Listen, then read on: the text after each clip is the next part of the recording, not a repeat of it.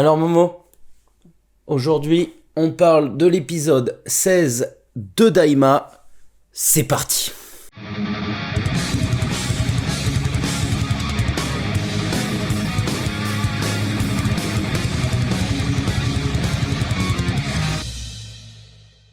Salutations, c'est le pirate et où es-tu, petit Momo?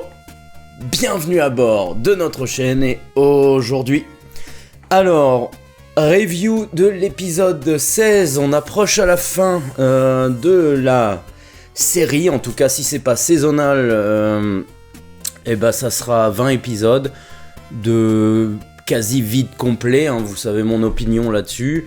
Qu'est-ce que j'ai pensé de l'épisode 16 ? Encore un épisode remplissage, en fait, on en est à ce point-là, c'est que le Tokusentai, comme je vous ai dit la semaine dernière, c'était obligatoire, il allait pas se passer grand-chose, et finalement, c'est des randoms, ils sont pas beaucoup plus forts que les gendarmes normaux. Donc du coup, c'est très rigolo pour se donner de la force et du cœur, du baume au cœur. Pour aller au combat, ils mangent des chips. Oui, ok. Le chef, j'ai oublié son nom, il a quand même une attaque stylée. Quand bien même elle est inefficace, l'attaque est vraiment stylée. L'espèce de boule de feu là qui balance en deux fois. Mais bon voilà, Vegeta... On voit que l'épisode tirait en longueur, encore une fois, on va dire la première partie, ça se passe avec le Tokusentai et la recherche de Dende. Par exemple, alors, qu'est-ce qui m'a déplu, qu'est-ce qui m'a plu L'épisode en soi est pas nul, mais encore une fois, on arrive sur la fin.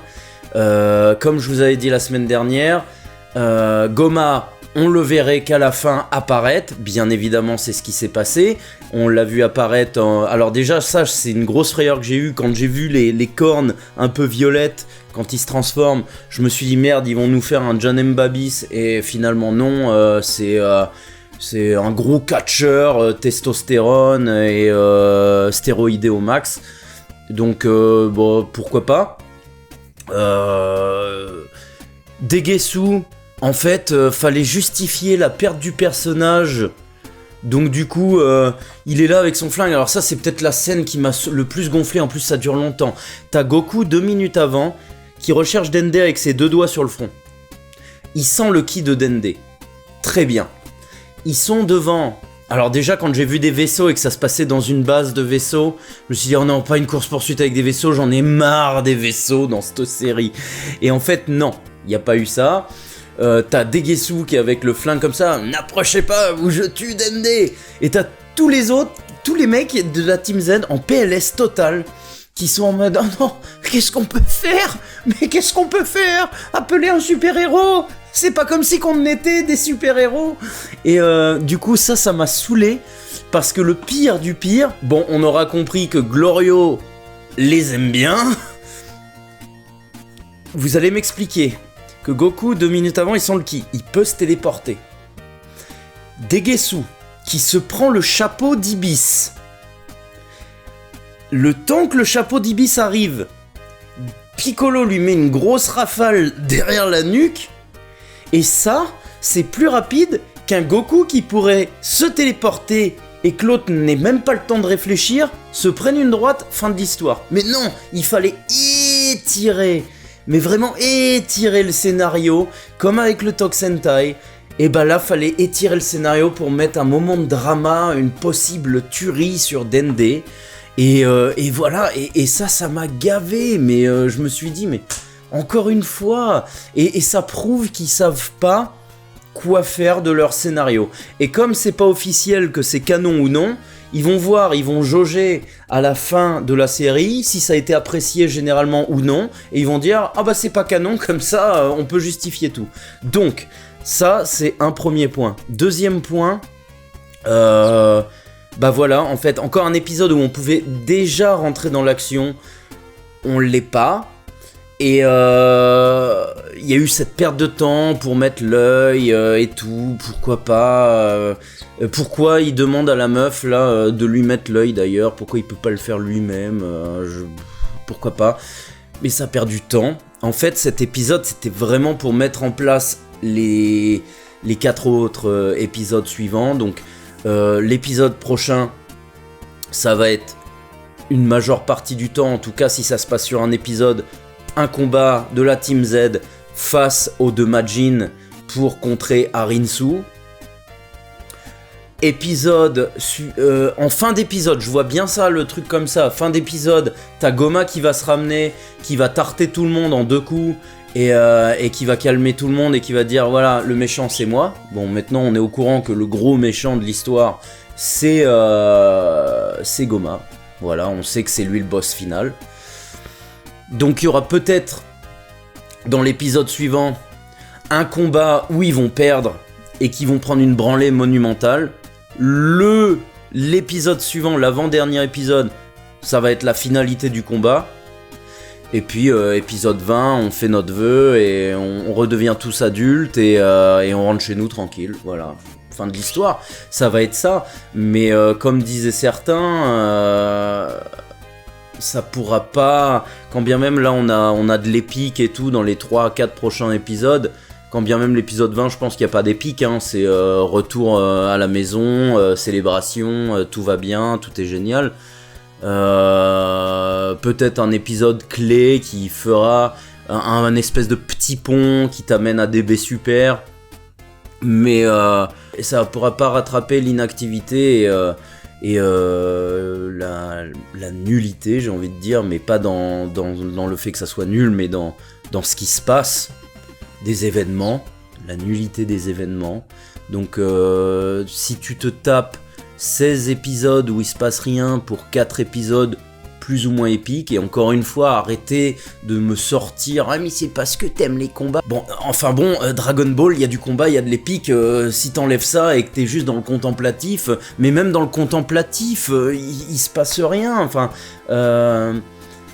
À chaque fois qu'on regarde avec mon fils une nouvelle série, par exemple, là on s'est mis à Tokyo Revenger.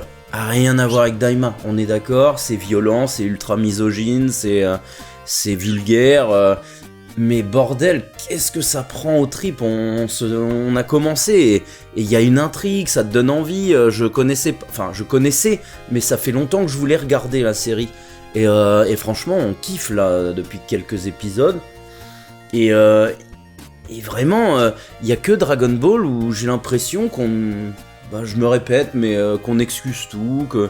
Oui, mais en fait, il y a l'excuse de... Oui, mais c'est parce que t'es un hater, oui, mais... Non, en fait, je suis pas un hater, mais c'est moyen, vous pouvez pas dire... Et oui, alors ça, c'est un des gros points de la série, mais dans DBGT, on met 64 épisodes à t'amener le SSJ4. Enfin, il n'arrive pas au 64e, mais vous me comprenez, c'est qu'il se passe tout un truc pour amener le SSJ4. Là, c'est un peu comme le SSJ3 de Vegeta, on te l'amène pas, on te le sort. Et on te le justifie juste par une phrase de Goku, « Ah bah, Vegeta a débloqué ça aussi. » C'est tout. Donc là, parce que j'ai entendu les théories comme quoi il y aurait un pseudo SSJ4 ou on va avoir le droit à une fusion ou un truc comme ça, une transformation.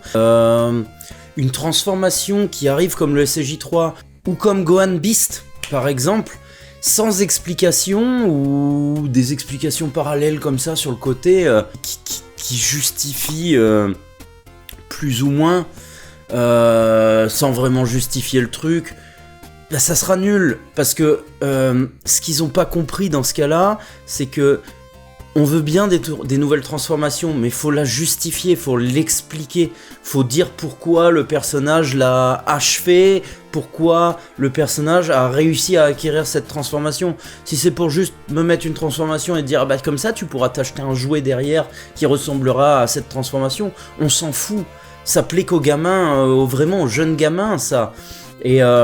Et faut pas oublier pourquoi Dragon Ball a survécu si longtemps. C'est parce qu'il y a une fanbase depuis le début. Et c'est comme dans Star Wars, je vous disais l'autre fois, où il te massacre cette magnifique licence et qui te mettent du woke à mort dedans, mais pas parce que c'est... Pas parce que ça apporte quelque chose, mais juste parce que c'est une obligation d'apporter cette pensée woke dans Star Wars, alors que... Et ça, à chaque fois, j'ai l'impression on frappe la fanbase, mais la base des fans, et qui c'est qui suit depuis des années.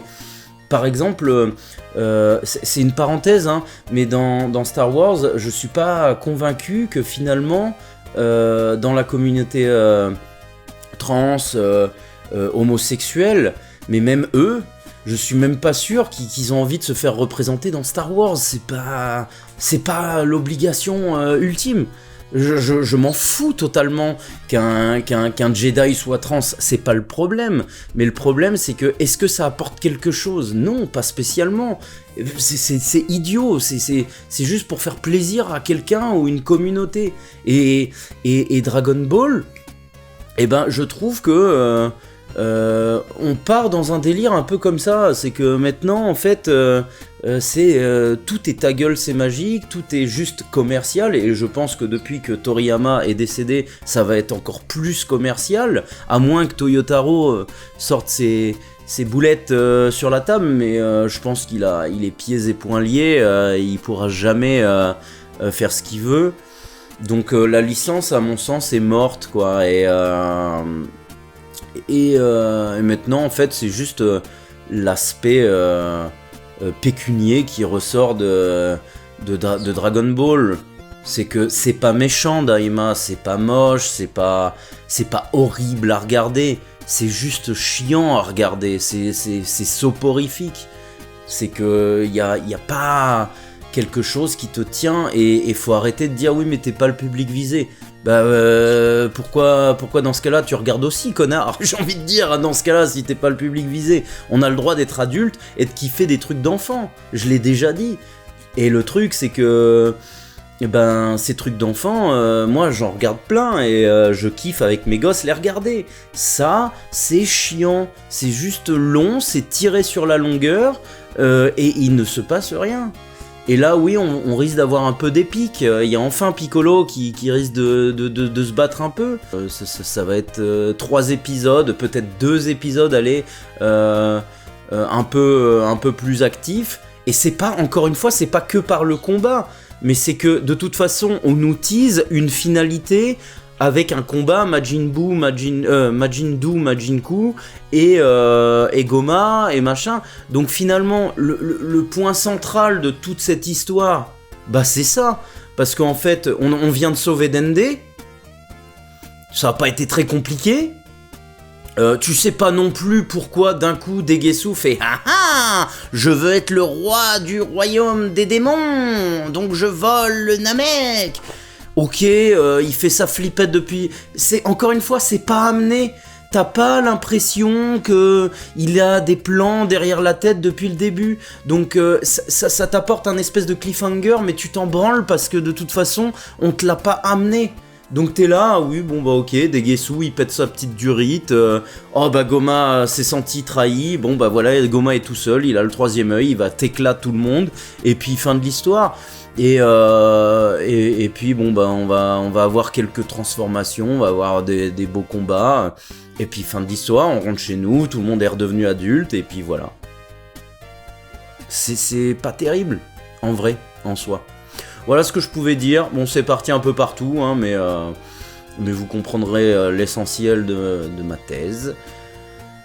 Je vous dis à la prochaine pour un unboxing. Je vais essayer de faire un unboxing cette semaine, j'ai pas eu le temps, j'ai eu quelques petits soucis personnels, familiales, et donc j'ai pas pris le temps de faire d'autres contenus, mais ça va arriver.